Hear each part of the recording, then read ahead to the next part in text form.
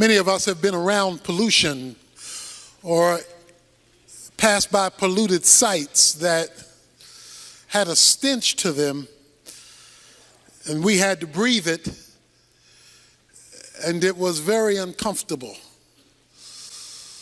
We've often said, "What is that smell?" If we weren't sure what it was, all we knew was it was very disconcerting, very uncomfortable. And so we quickly desired to pursue good air, clean air, uncontaminated air, so that we could function. It's hard to function when the air is putrid, when it has been contaminated by that which causes a loss of sense. Jesus had been talking about the decay in the culture and how that decay was a decay of death. It was the smell of rottenness. And in the last verse of chapter 17 of the book of Luke, when the disciples wanted to know, when is this return that you're going to make? When is this judgment on the culture going to occur? He says in the last verse, where the body is, there also the vultures will be gathered. He says, when you see a corpse that has died and rigor mortis is setting in, vultures circle, waiting for the demise in order that it might pounce on them and render judgment to the decaying or diseased or dead body. He talks about vultures circling around this thing called death. It is clear that you and I live in an environment, in a world that has been contaminated by sin, bringing about a smelly way to live, a polluted world, which leads Jesus to identify a widow, a woman, to make an astounding principle that I want to leave with you today. In this polluted society where death reigns and vultures gather, he told them a parable. He states the premise of the parable up front. He says in verse 1, at all times men ought to pray and not to faint. Some of your versions read, other versions read, lose heart.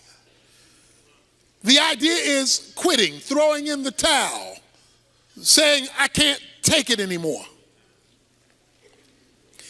To faint means to become weary or discouraged and want to give up. Has anybody ever fainted?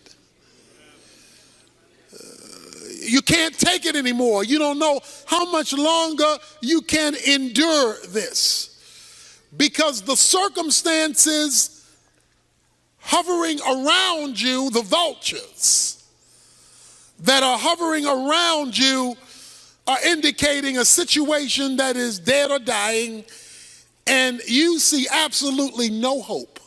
The air is stale. In this stale air, Jesus says, I want to tell you, men should always pray and not faint. In other words, when the air is stale, you got to rise above it to where the clear air is.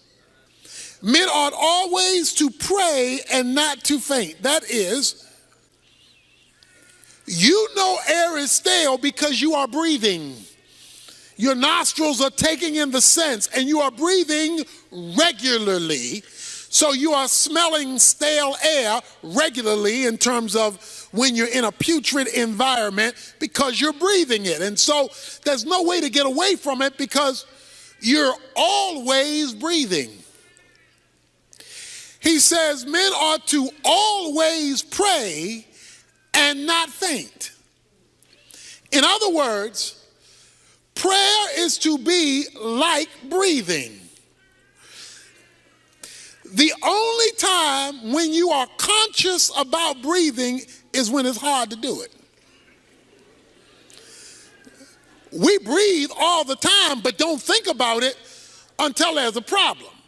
If there's an asthma problem or an allergy problem or some problem that creates the need for additional oxygen, breathing now becomes a conscious activity because it's being interfered with. He says men ought to always pray and not faint. Men ought to always be in communication with God because your ongoing breathing in prayer will keep you in good air, even though you may be living in a bad atmosphere where the vultures are circling. There are people here to gather today where the vultures are circling around your life and ready to pounce on your situation because death has set in. Things don't look like they will ever get better. Things don't look like they will ever change. Things don't look like they will ever work out for you. And all you see are things going downhill and the vultures circling, ready to pounce on you and do you in. Coming off of that, Jesus says to his disciples, men ought to always maintain contact with God like breathe. It should be so normal that you're doing it even when you're not conscious you're doing it. Because it's a orientation, not just a position. Prayer is not just getting on your knees. It's not just clasping your hands. It's not just closing your eyes. It's not even just mouthing words. Prayer is an atmosphere of operating. You are operating in connectivity with God. Or as the word we've looked at last Wednesday, abiding. This is the air I breathe. The song says, I am in constant contact with God, which means that you are praying more than you know you're praying. See, sometimes we're praying and we identify the formal times. But there ought to be informal times, because if prayer is an atmosphere, if it's a breathing, then that means you're in contact with God as a normal way of functioning, not just as a scheduled activity that you do. There's this orientation. He wants men to always pray and not think. That's his thesis, his major point. Where God is interfaced with as a way of life, not simply as a schedule. There ought to be that, the time in your closet, a scheduled program. That leads him to a story that he wants to tell about this that is extraordinary. And most of us have read this story many times, but perhaps there's something in here that you may never have seen before, yet I believe it is the epicenter of the point of the parable and will totally change your life, my life, if we grasp it. In a certain city, we're told, there is a judge who does not fear God nor men. In other words, he doesn't care what God thinks, and he doesn't care what people say, because he is the judge. During biblical times, it was a lot like Western times, when there would be the circuit judges, and the Western towns would wait for the judges to come to hold trials, and the judges would go from town to town to town, and they would hold the criminals in the town jail until the judge came to render a verdict. So they were circuit judges. And so these judges would go from town to town to town to mitigate cases relative to issues that had popped up in the town. So there is this judge, but we're told something about the judge, that the judge is an unrighteous judge. In other words, he does not operate legally. He does not operate according to the rules. He makes up the rules as he goes, and he doesn't care what God thinks or what rules men have passed. He's going to do his own thing. Judges like this were easy for bribes. The wealthy could always be set free because the wealthy could buy their way out of their problems. And since he wasn't righteous, he could easily be bribed. So we're told that there is this judge. He's going to render judgment, but he's not going to do it righteously. So that's the man. And he doesn't care what God thinks. He doesn't care what man says. There is also a widow in the story. There's a woman. She's been married. Most likely they're children. We don't know that for sure. But we know that her husband has died. Now, when Jesus tells the story, he picks the weakest scenario he can pick. Because in the Bible, the lowest of the low are the orphans and the widows. From Genesis to Revelation, when God wants to make a point about the lowest of the low, he will pick orphans and widows. This widow had a number of problems based on biblical history. First of all, there was little protection for women. Women were not viewed as high, as valuable as they were created to be, and that was the norm of the culture.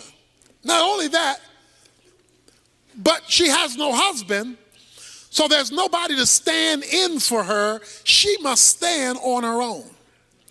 In addition to that, widows in the Bible are normally postured as being poor, without financial resources, because there's no husband providing, so she's out on her own. In addition to that, the fact that she has to plead her own case means she has nobody in her circle of influence who can stand up for her.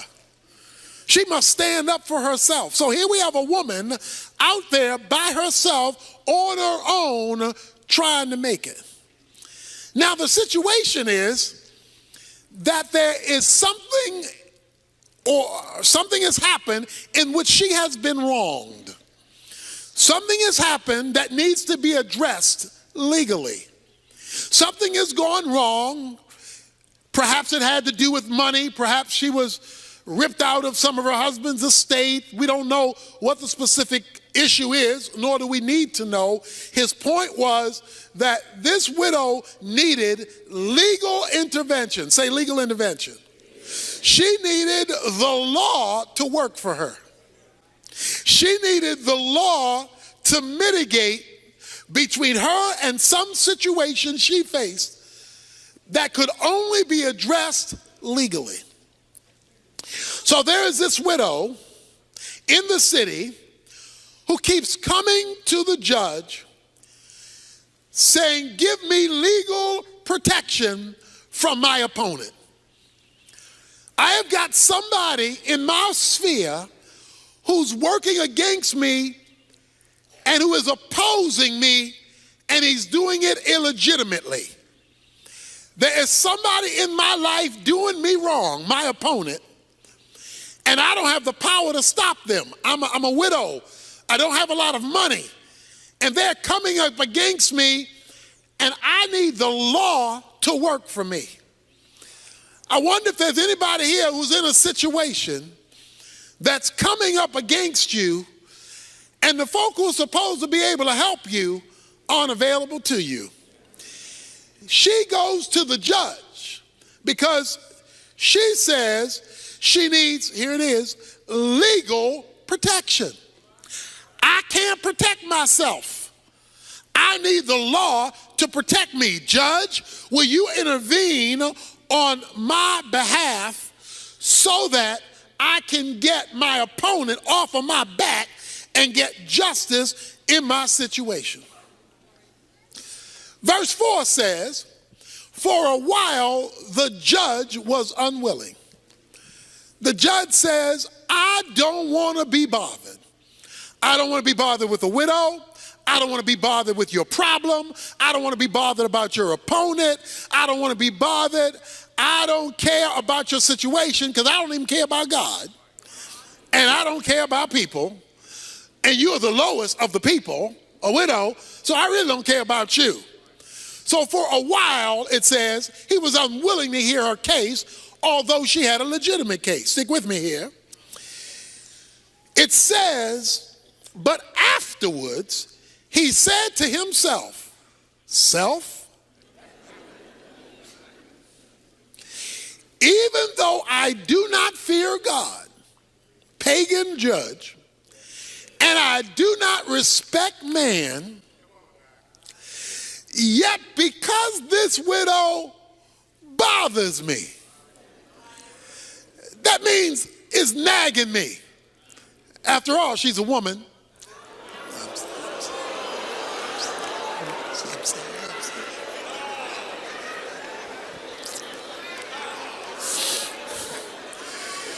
Let's give the benediction.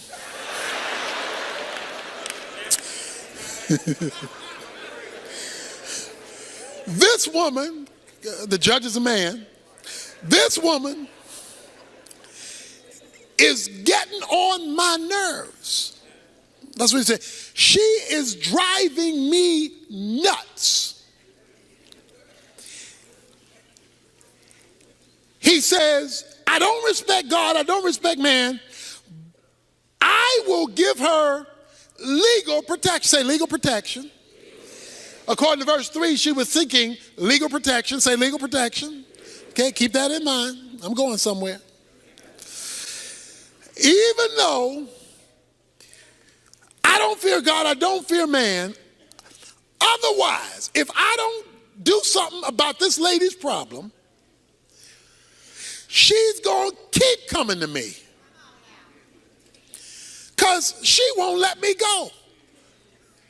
Every time I show up, she shows up. Every time I have another person's case, she brings up her case. This woman won't let me go. She won't get off my back. And if she keeps coming, watch this, she will wear me out. Anybody here ever been worn out by a woman? I hope you're sitting by yourself, mister. Brother, just raise his hand like that. He says, this woman is going to wear me out. The Greek word wear me out literally is rendered, give me a black eye. Give me a black eye. The issue was not that she was going to punch him out. To give a black eye meant to ruin my reputation. To give a black eye means to ruin the person's reputation. He says, if this woman keeps coming, she's going to ruin my name. So this is what the woman was doing. In order to ruin his name, that meant she would have to be telling other people about the unjust judge. Because to ruin somebody's reputation, you're ruining their reputation among others.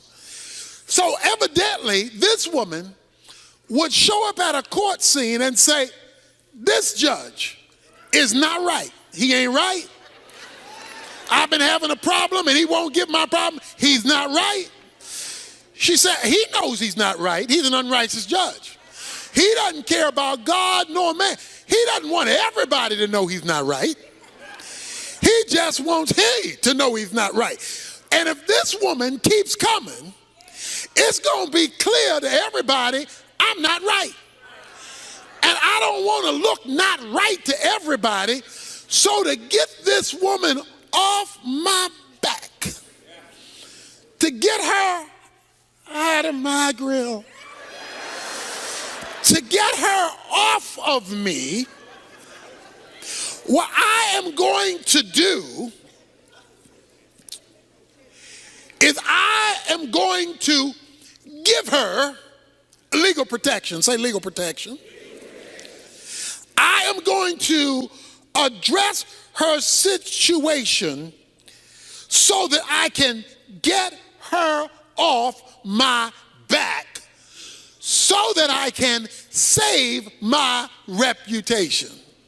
Let me say that again now.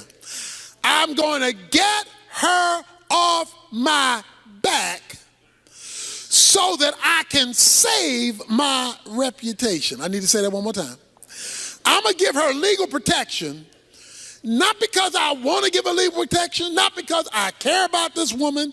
I want her off my back, and I want to protect my reputation, so therefore I'm going to intervene in her circumstances. Now that's the parable. That's the point. Now Jesus wants to apply it. Why are you telling us this, Jesus? In this place of bad air, where the vultures are circling, we're to maintain constant contact with God, and you tell us this story about a judge and a widow woman. What's the point? And the Lord said, verse 6, hear what the unrighteous judge said. In other words, pay attention to the unrighteous judge. Now, the widow is critical to the story, but to get the point of the story, pay attention, Jesus said, to what the unrighteous judge says. I don't fear God, I don't fear men, but this woman is driving me crazy, and she's going to ruin my reputation. Pay attention to that, Jesus says. And then make a contrast. Here's the contrast. Verse 7. Now will not God bring about justice for his elect who cry out to him day and night, and will he delay over them long? Jesus says this. Listen to what the unrighteous judge said, because he says if you miss what the unrighteous judge says, you're going to miss the whole point. He says, an unrighteous man who didn't care about God, he didn't care about people, he didn't care about legalities, he didn't care about justice, he cared about his reputation.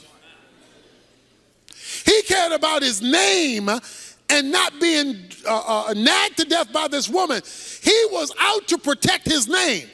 And in order to protect his name, he had to respond to this woman, because this woman was giving him a black eye, messing up his name, his reputation. He had to do something, because as bad as he was, he cared about his reputation.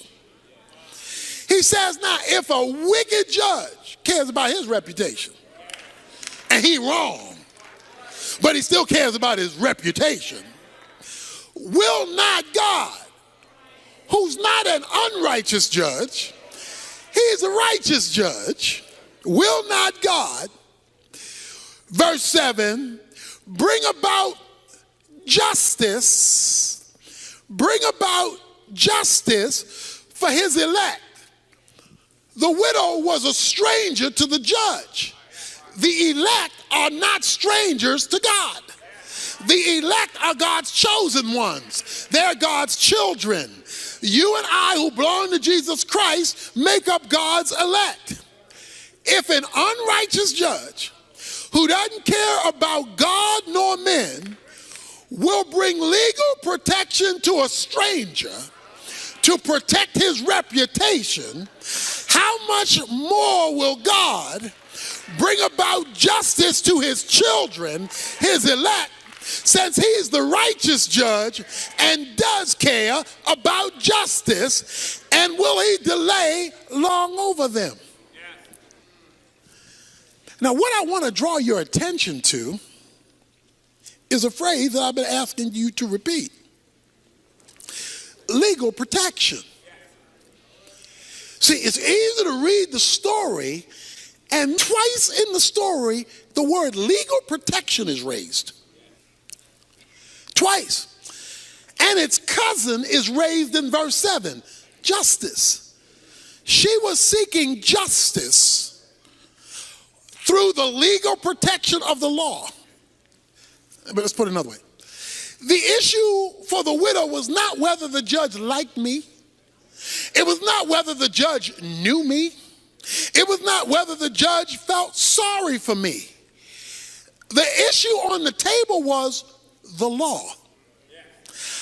I need you to bring the law to bear on my situation, because I'm being unjustly treated by my opponent. I need legal intervention. Men ought always pray and not faint.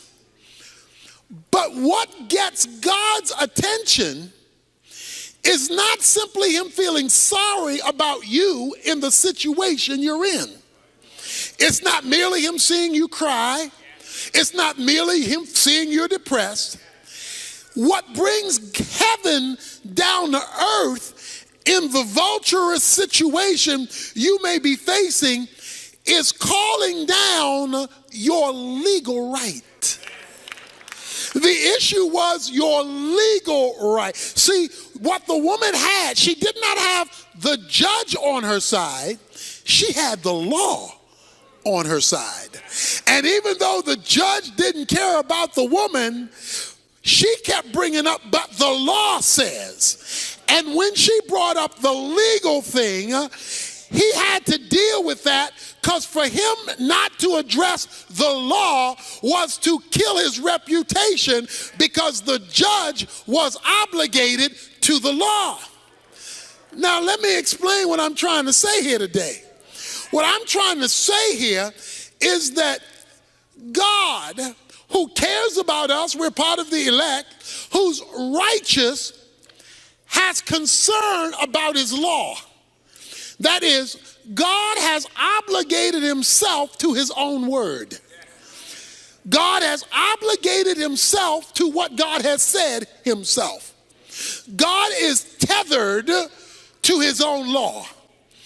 God can't do what the unrighteous judge was trying to do, because God by nature is righteousness. Righteousness is the divine standard, so God is tethered to his own standard. So God is always going to operate in concert with his own law. Now, the woman calls for legal protection, watch this now, because she knew she had the right to it. In other words, let me put it another way.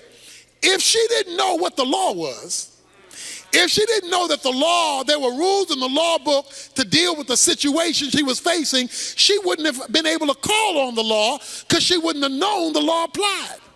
It was her knowledge that there is a righteous law in the book that deals with my opponent's situation, and I'm going to the authorized person, the judge, to render the law on my behalf, that took her to nagging the judge. She could nag the judge even though the judge didn't care about her, because she knew what was written that was in the law book that applied to her situation. Not to know what was written is not to have a basis to appeal to the judge. Because remember, it says she wanted legal protection. She wanted something that would come from the law to act on her behalf. Hold your finger here. Turn back a couple of pages to Luke chapter 13. In Luke chapter 13, it's the Sabbath. The Sabbath was a law. It was one of the 10 Commandments. Jesus, a certain woman, verse 11, for 18 years had a sickness caused by a spirit, and she had been bent over, and could not straighten up. And Jesus saw her. He called her over and said to her, "Woman, you are freed from your sickness."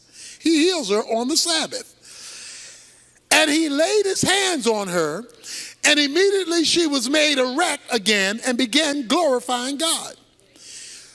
But the synagogue officials, indignant because Jesus had healed her on the Sabbath, began saying to the crowd in response, "There are 6 days in which work should be done, so come during them and get healed, and not on the Sabbath."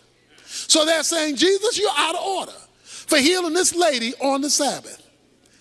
Jesus then says to them, "You hypocrites, does not each of you on the Sabbath untie his ox and his donkey from the stall and lead him to get water? And this woman," watch this, "and this woman," here it is, "and this woman, a daughter of Abraham. Not just this woman.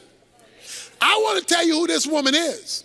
She's the daughter of Abraham, who Satan is bound for 18 long years, should she not have been released from this bond on the Sabbath day. Watch this now. You hypocrites, you will release an ox on the Sabbath from being tied up so he can get some water.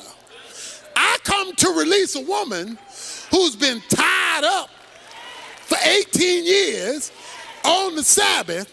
You're upset about me releasing a woman when you're not upset about you releasing a donkey. Let me tell you, Jesus says, why I released this woman. I released this woman because this woman, he says, is a daughter of Abraham. Watch this now.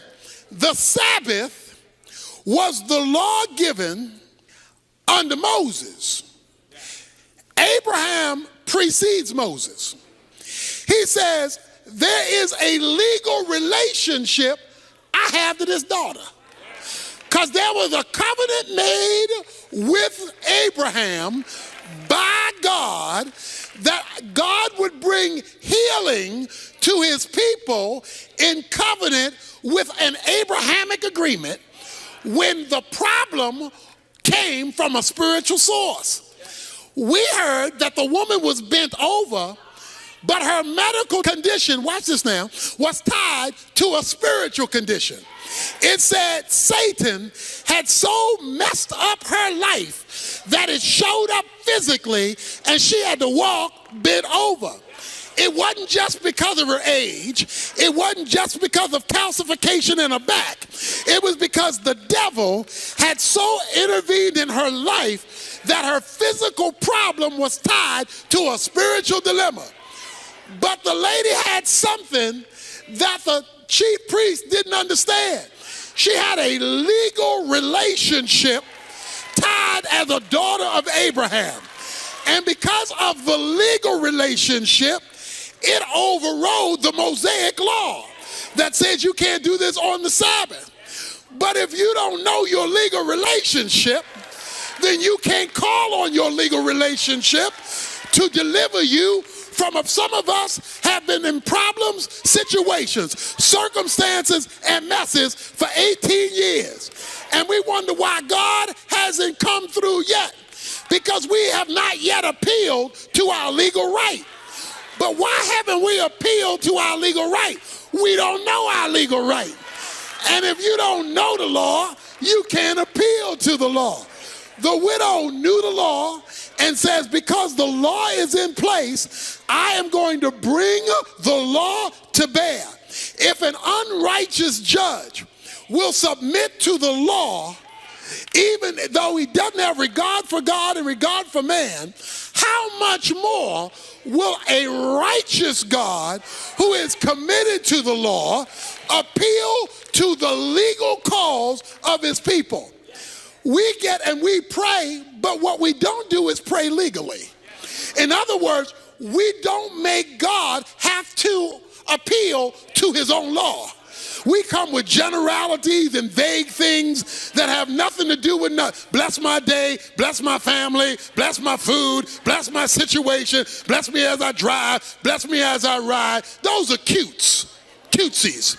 He says, when you've been jacked up for 18 years, when life has just messed you up, when you're like the widow and you have no place to turn, you need to know your rights. Everybody in here is an American citizen. You need to know your rights. If somebody wants to search your house and doesn't have a court-ordered right to come in there, you need to know your rights. You need to know your rights that you have a right to a lawyer if you are arrested. You need to know your rights, because if you don't know your rights and a policeman arrests you who doesn't fear God and doesn't fear man, he could jack you up if you don't know your rights. But when you know your rights, then you can call with authority on that which you deserve because of your legal status. He says men ought to pray, but not in some vague way.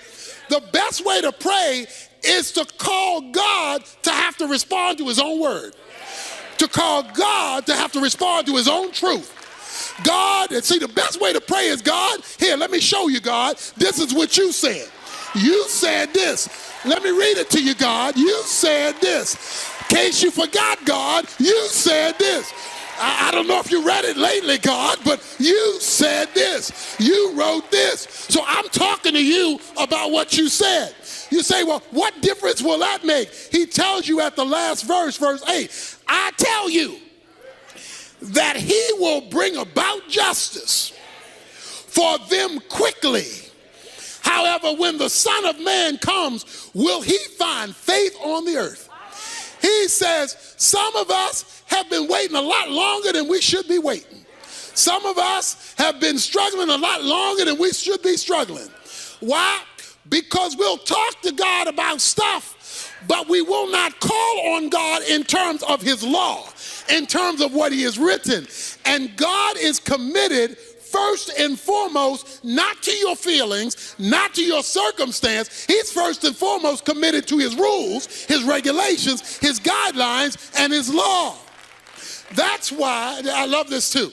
The woman came and she verbally, publicly rendered out what the judge was supposed to be doing, because he's concerned about his reputation. So she is, watch this now, watch, here's the word, decreeing what should be done. What does Mark 11 say? He says, if you will say to this mountain, a mountain in the Bible is an impossible situation to climb over. That's what a mountain means. It's a circumstance you can't get over. It's a hump you can't get over. It's a situation you can't fix. It's a problem you can't solve. It's a situation that you can't change. That's a mountain. He says, if you will say to this mountain, speak it. See, decree your deliverance. But before he said speak it, a couple of verses before then he says, is it not written? So before he says speak it, you don't just go up to a situation and say, go, bye-bye, gone, disappear, hocus pocus. No, It says before, is it not written? And when Jesus says, is it not written?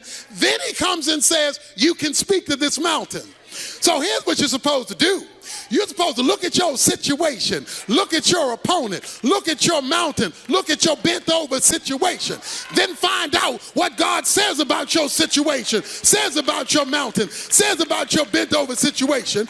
Then you're supposed to speak to your mountain, speak to your situation, speak to your scenario, and tell the situation what God said. Tell the person what God said. Speak to it in the name of the law. And will not God move swiftly? Verse 8 says, won't he show up quick? Won't he come out of nowhere? Won't he show up in a way you never expected if he can get you to function legally with him? To function based on his revelation, not just based on how you feel, not just based on the fact you're sad, not just based on the fact that, I've been in this a long time. You could be in it for another 18 years, unless you remember you're a daughter of Abraham and that you have legal rights to be picked up when the devil has bent you over. He says, men ought to always pray like this. Men ought to always talk to God like this. And he says, and when you relate to God like this, you will see him move swiftly. That means, swiftly means all of a sudden. Swiftly means out of nowhere. Swiftly means, where did that come from? That's what swiftly means. For the Bible says in Isaiah 46 that God will establish his purposes. The Bible says in Job chapter 22 verse 28, decree what God is to do and so that God can get it done. So you ought to speak to your situation, but in the name of God, not your words. You ought to speak his words into the situation, because God is not bound to what you think. He's not bound to what other folk think. He's not bound to how you feel. He's not bound to how other folk feel. He's not bound to what you've been raised to believe or what other people think you ought to believe. He's not bound to your mama. He's not bound to your daddy. He's not bound to your friends. He's not bound to your coworker. He's not bound to your supervisor. He's not bound to your neighbor. He's not bound to your governor. He's not bound to your president. He's bound to his own word, and that's the only thing that he will commit himself to. Somebody ought to be willing to pray now. Somebody ought to be willing to call on him now, day and night, night and day. You ought to get up and say, that's what you said. You ought to go to bed and say, that's what you said. I'm holding you to what you said. And he said, if he can see that you're appealing to his law,